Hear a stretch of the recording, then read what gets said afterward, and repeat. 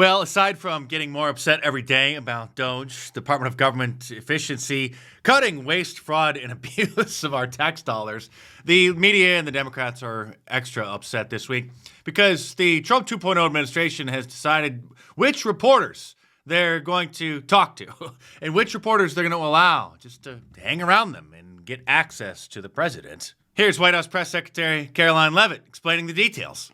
President and this entire White House are committed to ensuring the American people continue to receive this same level of historic transparency, access, and visibility. In fact, we want to double down and give even greater access to the American people.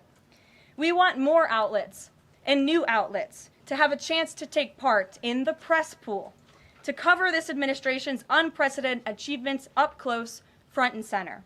Real news outlets. As you all know, for decades, a group of D.C.-based journalists, D.C. elitist scum, Operation Mockingbird assets, the White House Correspondents Association, has long dictated which journalists get to ask questions of the President of the United States in these most intimate spaces. Not anymore. I am proud to announce that we are going to give the power back to the people who read your papers, who watch your television shows, and who listen to your radio stations. Well, I might disagree with that, but I think she's just being sarcastic because no normal person is watching or paying any attention to the liberal mainstream media anymore. Moving forward, the White House press pool will be determined by the White House press team. Legacy outlets who have participated in the press pool for decades will still be allowed to join, fear not, but we will also be offering the privilege to well-deserving outlets who have never been allowed to share in this awesome responsibility. Oh, so the fake news spread fake news that they're being kicked out, they're being denied access. No, it's just that the administration is allowing more access to independent and newer media outlets. Since there's only so much room for people to be hanging around the president, then that means that some of the legacy media are just going to have to get to the back of the bus. My, how times have changed, because during the Biden administration, you may recall that reporters had to often submit their questions in advance so that Joe Biden's team could script some answers for him to, read off of his note cards. We can't let the American people forget that this is how controlled Joe Biden was by his staff. Instead of just having a freewheeling press conference and randomly picking on different reporters, they, in his words, told him who to call on. Ladies and gentlemen, they gave me a list here. The first person I was instructed to call on was Kelly O'Donnell of NBC. Joe, you weren't supposed to admit that. You were just supposed to follow your instructions and just start calling the names off of the list. Meanwhile, the meltdowns over DOGE cutting waste, fraud, and abuse continue with some members of the DOGE department, which used to be a different government agency that morphed into DOGE. So obviously there's going to be a lot of leftover bureaucrats who also need to be cleaned out. They mass resigned in protest before obviously they were discovered for the scum that they are and got fired. And we start with some breaking news. 21 federal employees just resigned in protest of the Elon Musk-led DOGE efforts. CNN's Sunlen Sarfati is breaking the story now for us. Sunlen, who are these individuals?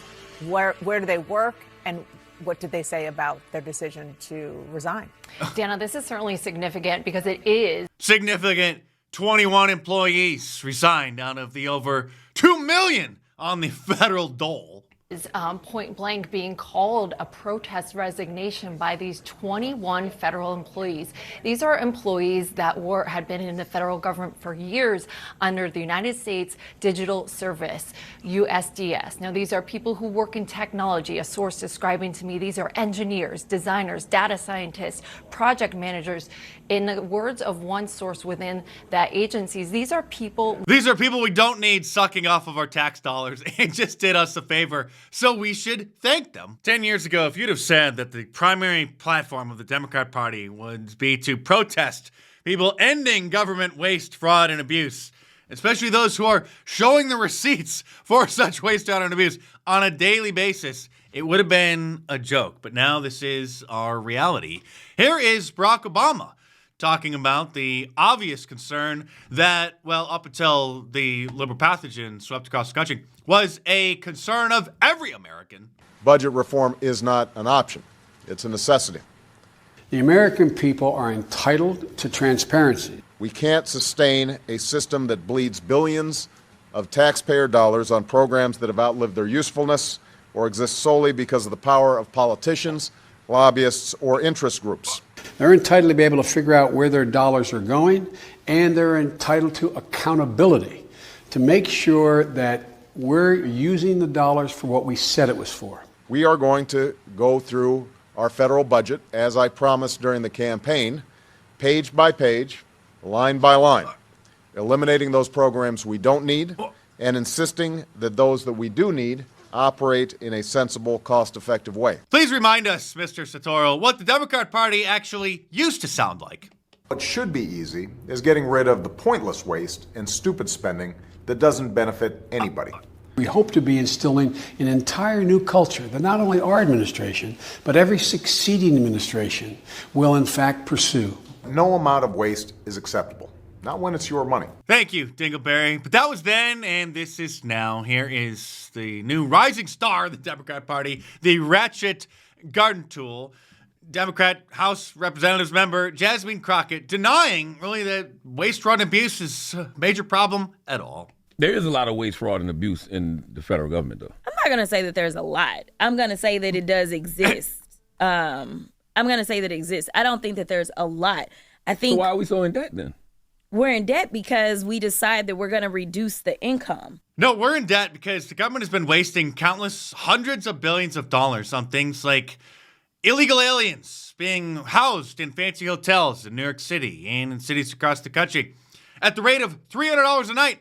That's $9,000 a month that we're just paying to room and board illegal criminal invaders. Not to mention the $10 billion that Californians had stolen from them in order to pay for the health care of illegal aliens just in 1 year alone. Literally $9.5 billion.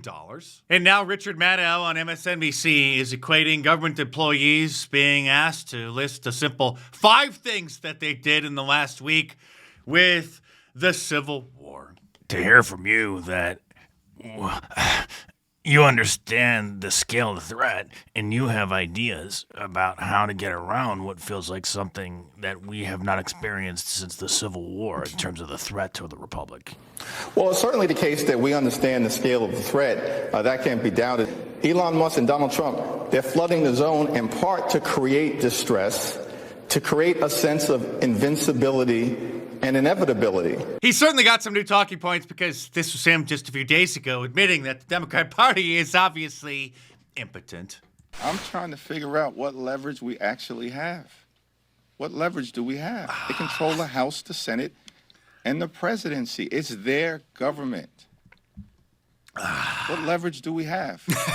None! And if there's any chance of stopping, or at least slowing down significantly, the pending collapse of the United States, our financial ruin, it is with the Trump administration, who now just floated a $5 million gold card instead of a green card. Get it? It's a gold card, which would then expedite people who want to become U.S. citizens. You know how the Democrats always say that the immigrants are supposedly the best and the brightest? Well, if someone's got a spare $5 million, then I certainly would think that they qualify. And of course, the Democrats will sue to stop this. Things are getting so weird that Chunk Uger over the Young Turks, the Young Jerks, actually made sense, posting this in response to Joyless Reed finally getting fired, really the angriest black woman to ever make it onto television in America, saying that Joy Reid was replaced by 2 African-American anchors and a Latina anchor. But sure, everything is racist. Crying wolf to protect the very rich, powerful minorities among the elites, he says,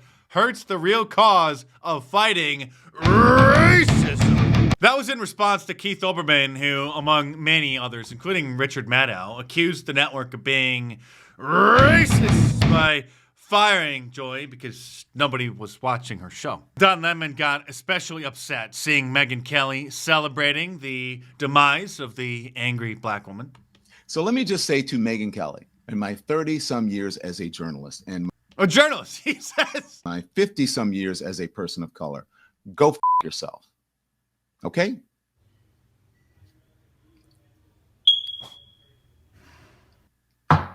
I usually don't like to talk about her because she's one of those people, she thrives on it. She has built the second part of her career. She actually has a very successful YouTube channel, unlike Lemonhead and podcast.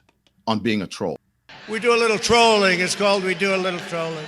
We do a little trolling, and it's long overdue that we do a little payback as well. Mr. President, what do you say to people who worry that targeting an individual firm or individuals who aren't Jack Smith for his actions? I've been targeted for 4 years, longer than that. So you don't tell me about targeting. I was the target of corrupt politicians for 4 years, and then 4 years after that. So don't talk to me about targeting. That's right, and remember when Chuck Schumer just openly admitted their plan live on MSNBC? You take on the intelligence community, they have 6 ways from Sunday at getting back at you.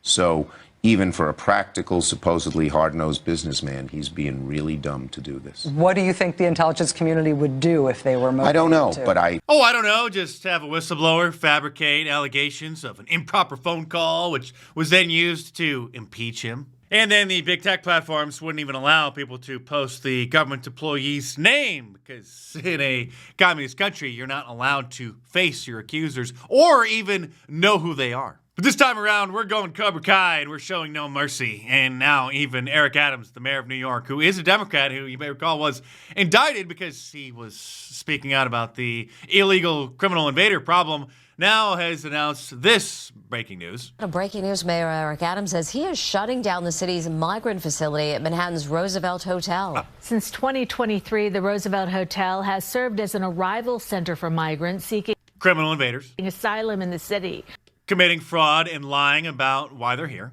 Alan Devlin is live outside the Roosevelt Hotel in Midtown. Yes, this is fantastic news, America, all part of Making America Great Again 2.0. And by the way, you should head on over to Mark Dice's online store at markdice.com and order yourself some shirts to support his amazing work. And while you're there, you should stock up on your Liberal Tears mugs, which are available in 3 different sizes. The standard 11 ounce, a slightly larger 15 ounce, and a 20 ounce. And if you click on the drinkware section at the top of the website, you'll see that I think all of my designs, not most of them, are available in the mugs, and a couple of them are available in pint glasses as well. So head on over to markdice.com or click the link in the description below and check them out.